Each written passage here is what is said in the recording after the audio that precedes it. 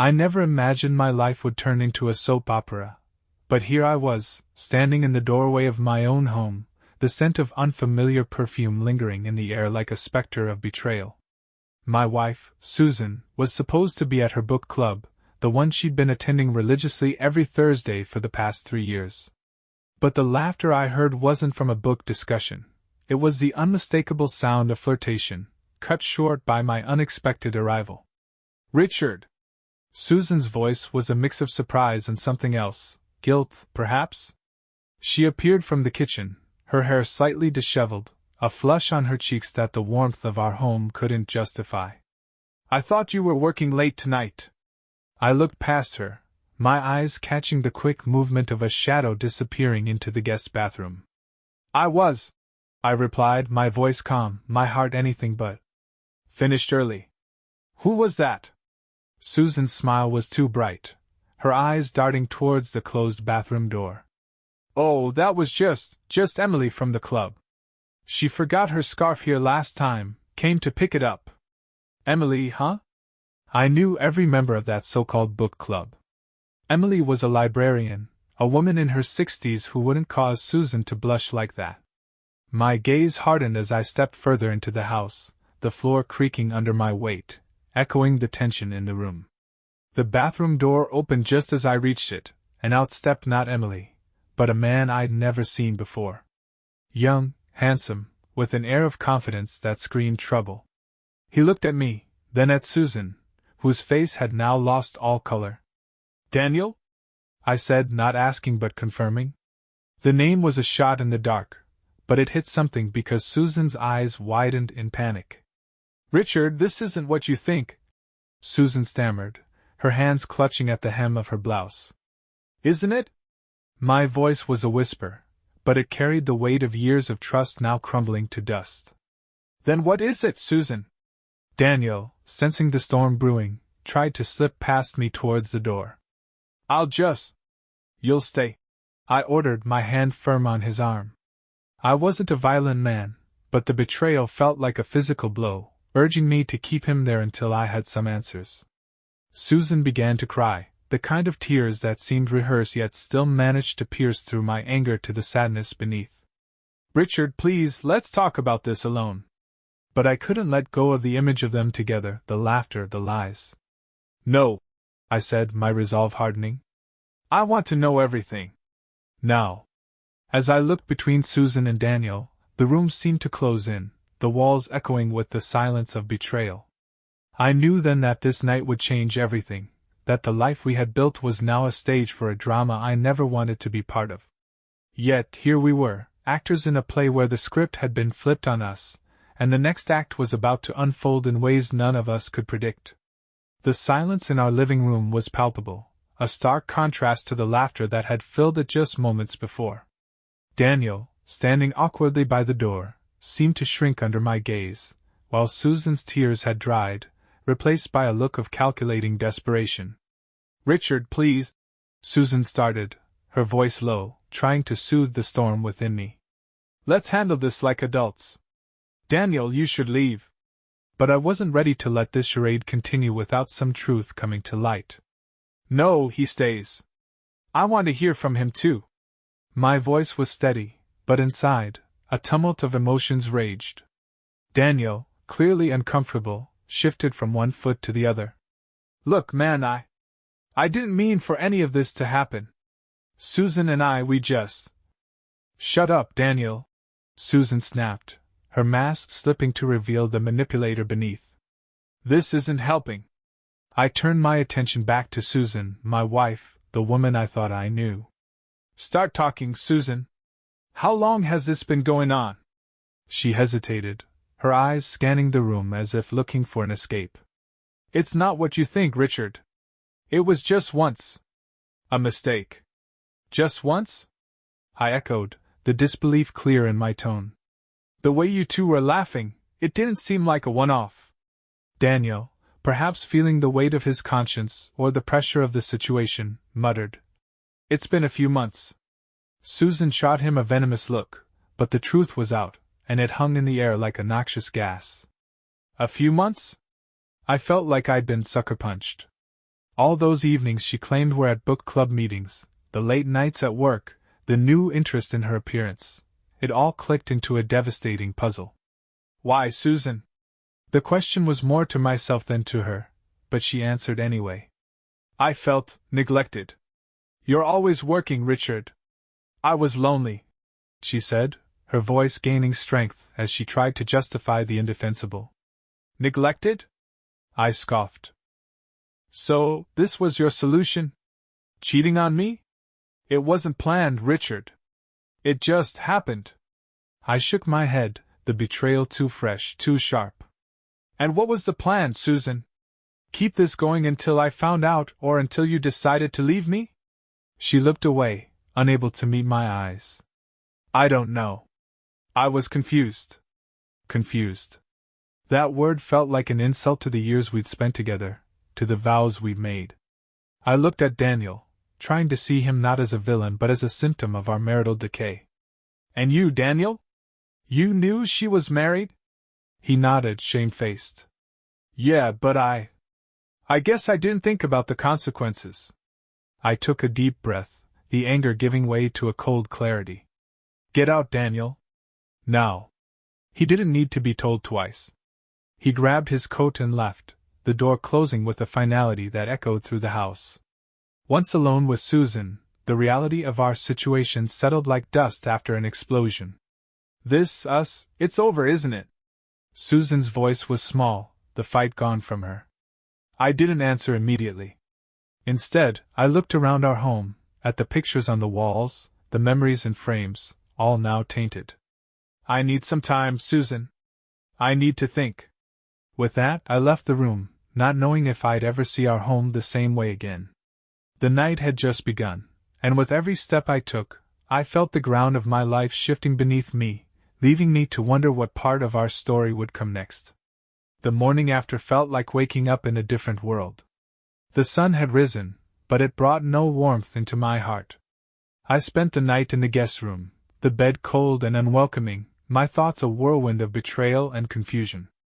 When I finally emerged, Susan was already at the kitchen table, a cup of coffee in her hands, her eyes red from what I assumed was a sleepless night like mine.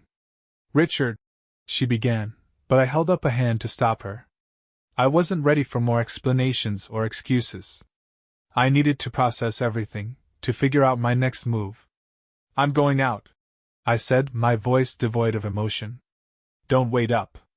She nodded, looking defeated, and I left, unsure of where I was heading but knowing I couldn't stay in that house filled with echoes of our shattered life. My drive was aimless at first, but eventually, I found myself at the local park, the one where Susan and I used to walk our dog, Max, before he passed away. Sitting on the bench we used to share, I watched families, couples, and lone joggers, each oblivious to my personal storm. The normalcy of their lives was a stark contrast to the turmoil in mine. My phone buzzed, pulling me from my thoughts. It was a message from Greg, my best friend since college. Heard what happened? You okay? I hadn't told anyone. It must have been Susan. I typed back. Not really. Can we meet? Within minutes, Greg replied, suggesting we meet at our old college hangout, a small coffee shop that hadn't changed in years. It was comforting, in a way, to go somewhere where time seemed to stand still. When I arrived, Greg was already there, a cup of coffee in front of him, another waiting for me. His face was a mix of concern and anger, the latter clearly directed at Susan. I'm sorry, man. Susan called me, said she messed up big time. I nodded, taking a sip of the coffee, letting its warmth try to thaw the cold inside me. Yeah, she did. Greg leaned in, his voice low. You know, I always thought she was off. Too perfect, you know? Like she was hiding something. His words struck a chord. Had there been signs I ignored? Was I so wrapped up in my work that I missed the unraveling of my marriage? She's been seeing this guy, Daniel, for months, I confessed, the words tasting bitter. Greg's eyes widened.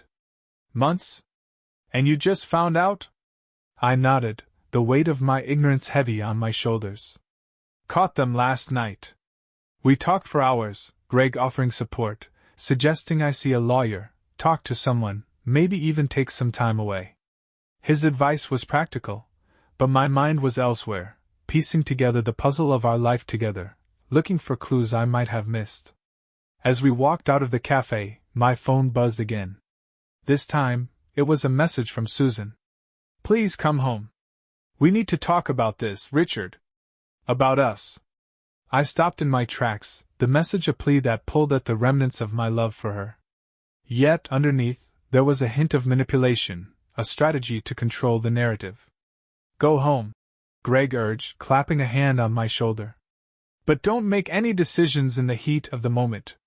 You deserve answers, and more importantly, the truth."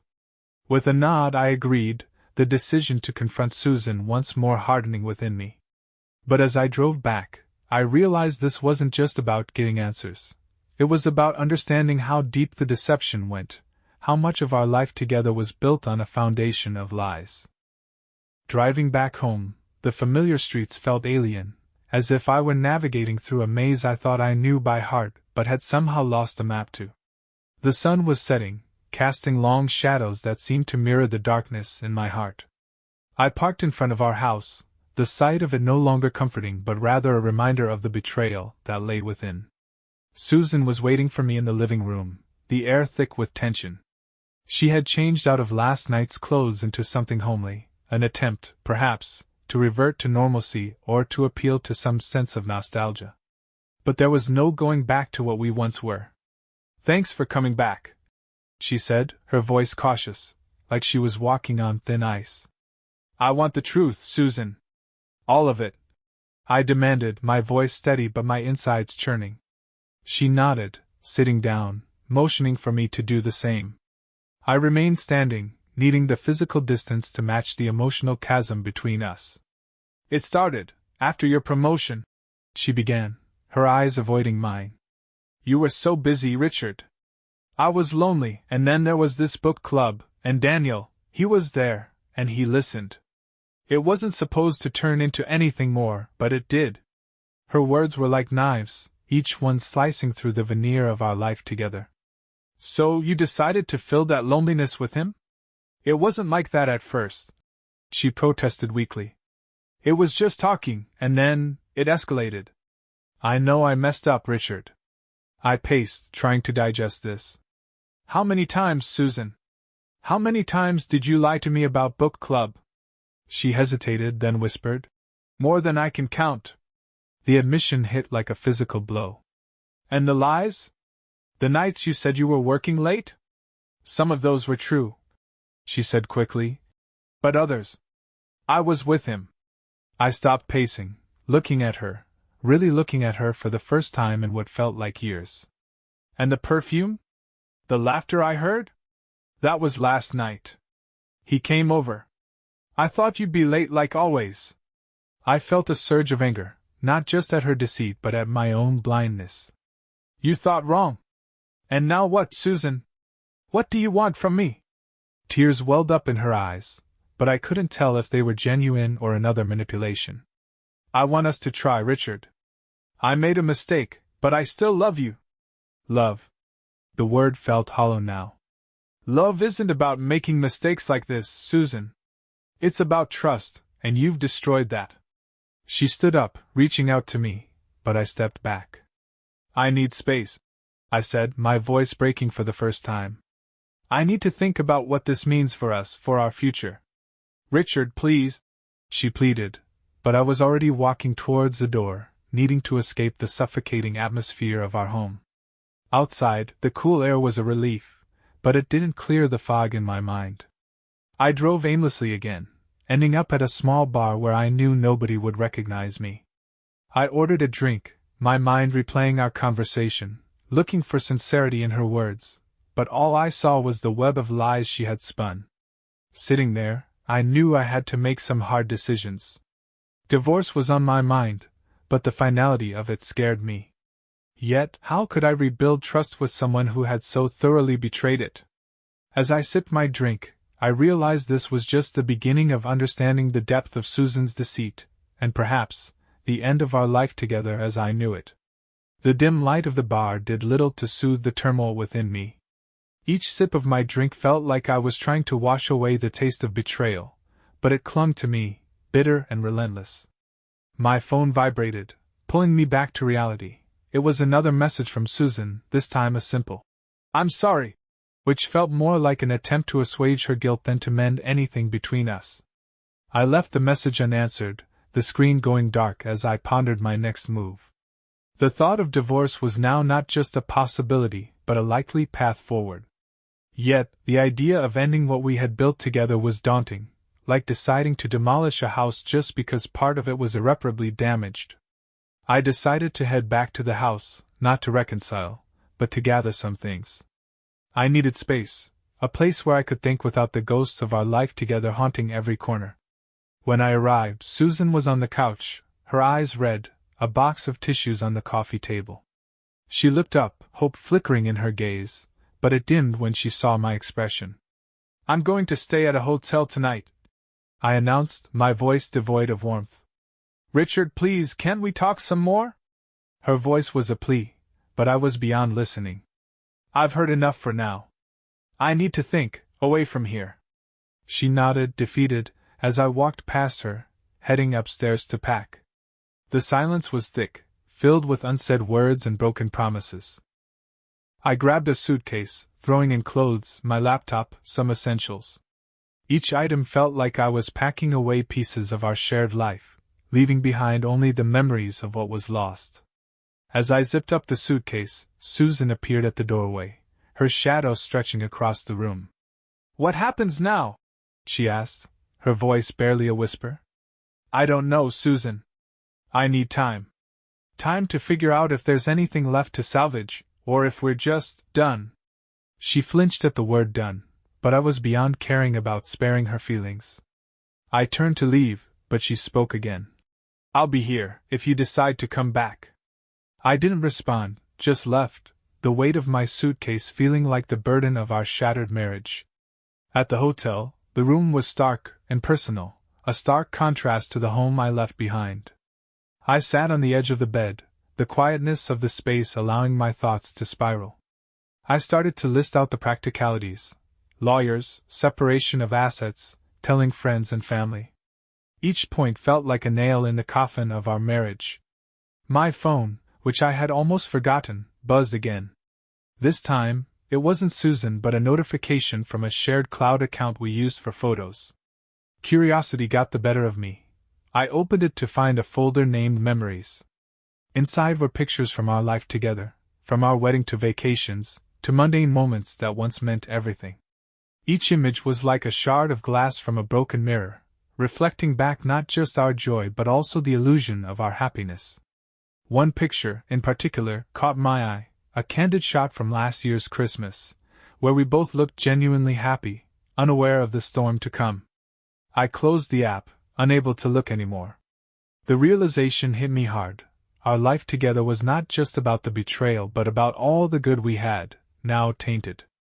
The question wasn't just if I could forgive Susan, but if I could ever look at those memories without seeing the deception behind them. As night fell, I lay in the unfamiliar bed, the city sounds a dull murmur outside. Sleep was elusive, my mind a battlefield of emotions and decisions. The future was a dark, uncertain road, and I was just at the beginning of it. The morning light was harsh, a stark reminder of the reality I had to face. I hadn't slept much, my mind racing with thoughts of what was to come. After a quick shower, I checked my phone to find several missed calls from Susan and a couple from Greg. Ignoring Susan's attempts, I returned Greg's call. "Hey man, where are you?" Greg's voice was filled with concern. "Hotel. I needed some space," I explained, my voice sounding tired even to my own ears. "You okay? Need company?" I considered it for a moment, the idea of not being alone appealing, yet the need to sort through my thoughts was greater. "Not yet, but thanks. I'll let you know." After hanging up, I decided it was time to face some of the practicalities of my new reality. I started by looking up divorce lawyers in the area, bookmarking a few for further research. The very act felt like signing away the last remnants of my married life, yet it was necessary. I also knew I had to talk to someone about this, not just for legal advice but for emotional support. I texted my sister, Emily, asking if we could meet.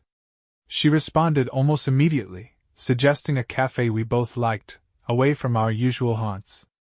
At the cafe, Emily was already there, her expression softening when she saw me. We hugged, her embrace comforting in a way that reminded me of simpler times. "I heard from Susan," she began, her tone careful. "Figures," I sighed, sitting down. "I caught her cheating, Emily. With some guy from her book club." Emily's eyes widened, then narrowed with anger. "I never liked her much, but this. I'm so sorry, Richard." We talked for hours, her offering support, suggesting steps I should take, from legal actions to emotional healing. She recommended a therapist she knew, someone who dealt specifically with marital issues. "I don't know if I can go back to her, Em. Even if I wanted to, how do you rebuild trust after something like this?" "You don't have to decide that now," she advised. "Take your time. And remember, you're not alone in this." Her words were a balm, but the pain was still raw. As we finished our coffee, I felt a resolve forming. I needed to confront this head-on, not just for closure but for my own peace of mind. Back at the hotel, I decided to call one of the lawyers I had researched. The conversation was brief but informative. He suggested we meet to discuss the specifics of my situation, the division of assets, and potential alimony. It all felt so cold, so calculated, yet necessary. As I hung up, another message from Susan came through. "Can we meet? Please.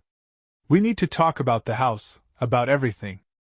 I stared at the message, the urge to ignore it strong. But understanding that we couldn't avoid each other forever, especially with legal matters pending, I texted back. "Fine. Tomorrow, at a neutral place. The park near the cafe." The day felt like it was closing in on me, each decision, each conversation, like gathering clouds before a storm. I knew the confrontation would be painful, but it was inevitable. I needed to see Susan, not as my wife, but as someone with whom I had to negotiate the end of our shared life. As I lay back in the hotel room, the city lights outside my window, I realized this was just the beginning of navigating through the storm that was our marriage's end. The path ahead was unclear, fraught with emotional and legal battles, but I knew I had to face it head-on. The morning of the meeting was gray and overcast, as if the weather itself was mirroring my mood. I dressed simply, wanting no pretense for this encounter. The park was a place of memories, now tainted by the reality of our situation. I arrived early, sitting on a bench where we had once laughed and planned our future together. Susan arrived shortly after, looking as if she hadn't slept much either. She wore a long coat, her face pale, her expression one of apprehension.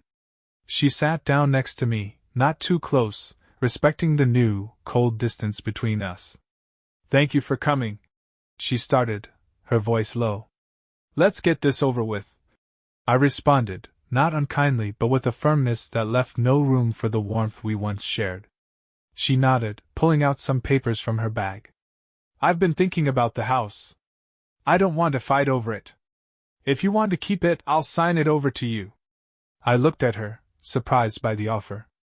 "Why?" "Because I owe you that much," she said, her eyes meeting mine for the first time. "And because I can't live there anymore, knowing how it would remind you of everything." The house, our home, was now just a battleground of memories. "What about the rest? Furniture, joint accounts?" "We can split the accounts. As for the furniture, you can have whatever you want. I want this to be as painless as possible." Painless. The irony wasn't lost on me. "And what about your job, Susan? How will you manage without your share of the house?" "I'll figure it out. I have some savings, and I can move in with my sister for a while." There was a pause, the silence heavy with unspoken words. "And Daniel?" I asked, the name sour in my mouth. "It's over," she said quickly. "It was over the night you caught us. He was never what I wanted. Too late for that realization." I bit back, the hurt surfacing. "I know," she whispered, looking away. "I've ruined everything. We spent the next hour discussing the logistics, the mundane details of ending a life together. It was like watching our marriage from an outside perspective, seeing all the small things we had accumulated now being divided like spoils of war. As we finished, Susan looked at me, her eyes searching for something, perhaps forgiveness or understanding. "Richard, I know you don't want to hear this, but I'm sorry. Truly. If I could undo it, I would." I nodded, feeling the weight of her words but not their absolution. "I need time, Susan.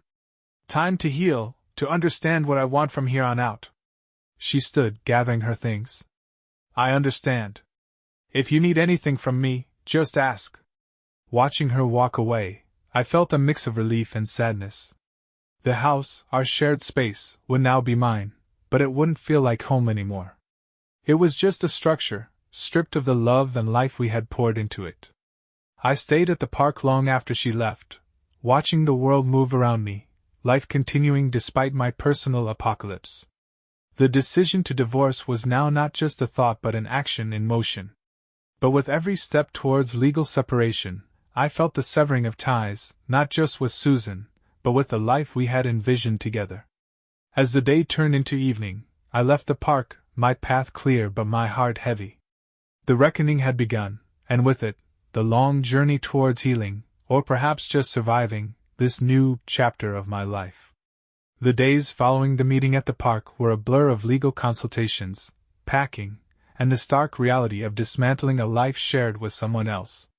I had moved back into the house, but it felt more like a temporary shelter than a home. Every corner seemed to whisper of Susan, of our life together, making every moment there a reminder of what was lost. I met with the lawyer, Mr. Henderson, a man with a kind face but a no-nonsense approach to his work. He outlined the steps, the paperwork, the potential battles over assets that hadn't been as easily settled as the house. The conversation was clinical, turning our emotional catastrophe into legal jargon. "The sooner we can serve her with the divorce papers, the better," Mr. Henderson advised, handing me a thick envelope containing the documents. I nodded, the weight of the envelope feeling like the weight of our failed marriage. "I'll do it." Back at home, the silence was oppressive. I walked through the rooms, each one a gallery of memories. In our bedroom, I found myself standing before the closet, half empty where Susan's clothes used to be. It was a stark visual of our separation, a void where there was once warmth. I decided to call Greg, needing to break the isolation of my thoughts. He answered immediately, his voice a lifeline in my solitude.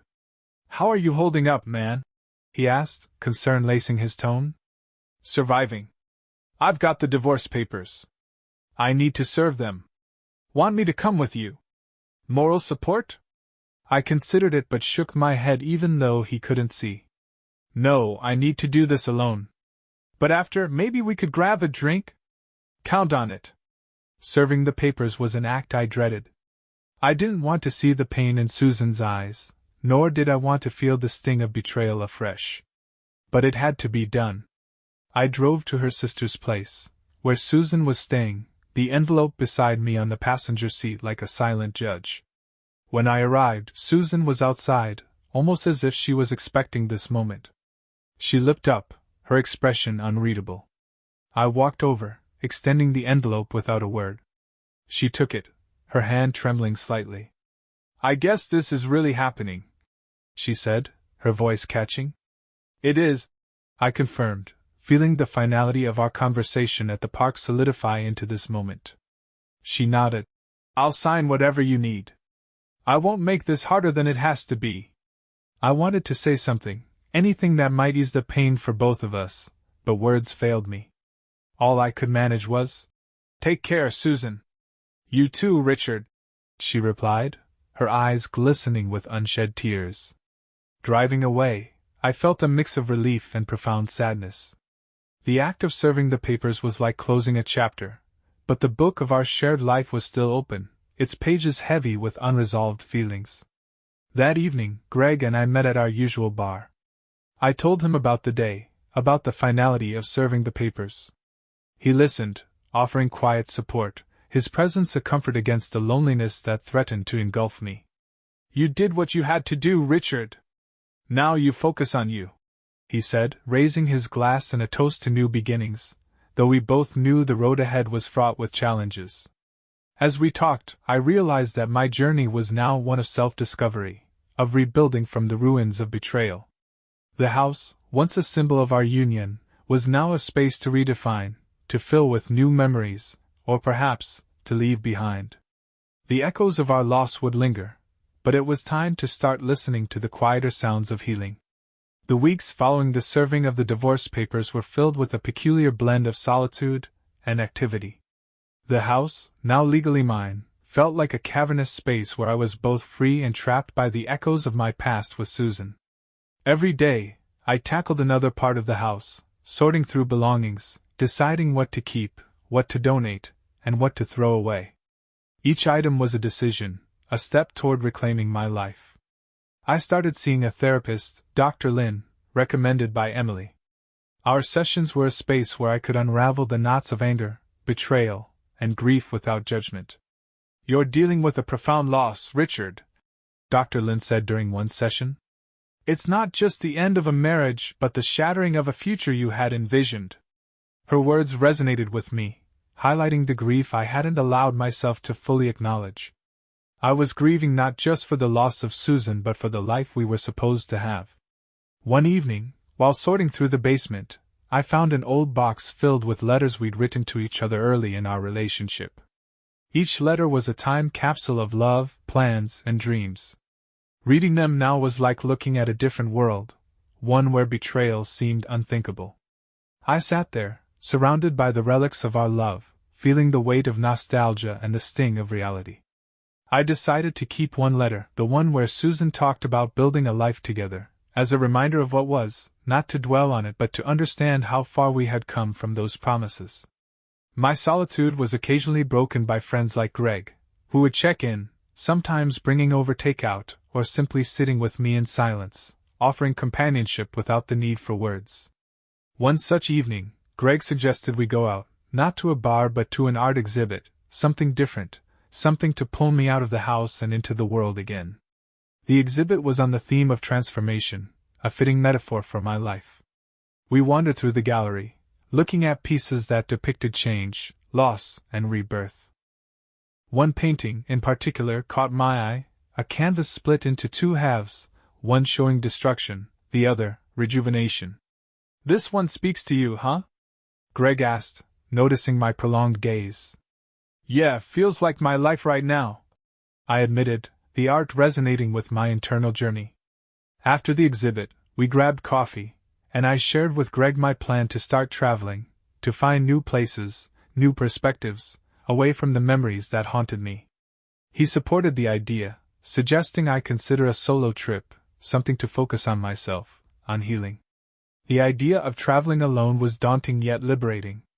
I started planning, looking at destinations that offered solitude and nature, places where I could be with my thoughts without the constant reminders of my past. Back home, I took one final look at the house, now half empty, a place of both pain and potential. I decided to sell it. Keeping it felt like holding on to a ghost of a life that no longer existed. Selling would be another step towards letting go. That night, I called a real estate agent, setting the process in motion. As I hung up, I felt a mix of emotions, fear of the unknown, excitement for what could be, and a deep, pervasive sense of starting over. The path of solitude was not just about being alone.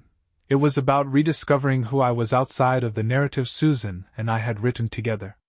It was about finding peace in my own company, in the silence of my new life's beginning.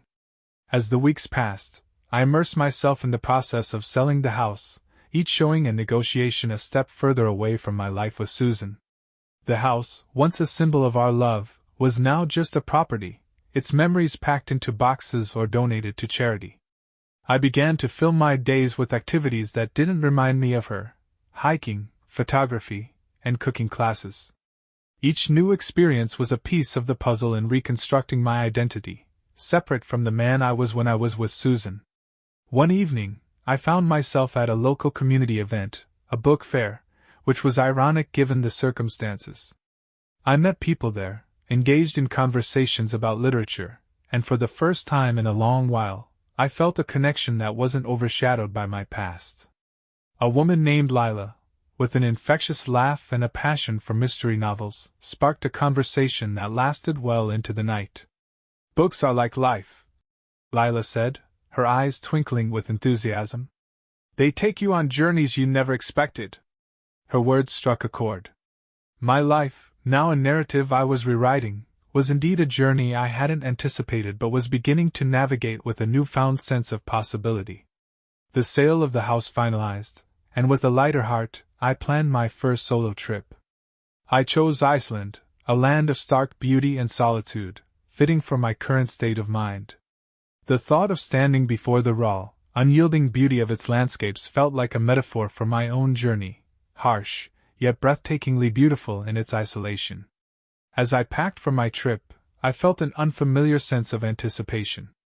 The act of packing was no longer about escaping but about embracing a new adventure, one where I was the protagonist of my own story. On the day of departure, I left the keys to the now empty house with the real estate agent. There was no looking back as I boarded the plane. The flight was my bridge from the past to the future, from pain to healing, from loss to self-discovery. In Iceland, the vastness of the land, the silence of the glaciers, and the dance of the northern lights overhead were like a canvas upon which I could paint my new life. Each day, I explored, sometimes with guided tours, other times alone, letting the natural wonders guide my introspection. I kept a journal, documenting not just the sights but my feelings, my growth. One entry read, "Today, I watched the northern lights. They were unpredictable, chaotic, yet undeniably beautiful. Much like life, I suppose. There's beauty in chaos, in starting anew. I'm learning to embrace it." This journey wasn't just about leaving Susan behind, it was about finding Richard again. And in the quiet moments under the vast Icelandic sky, I felt I was on the right path, not just surviving, but beginning to thrive in the wake of my personal storm.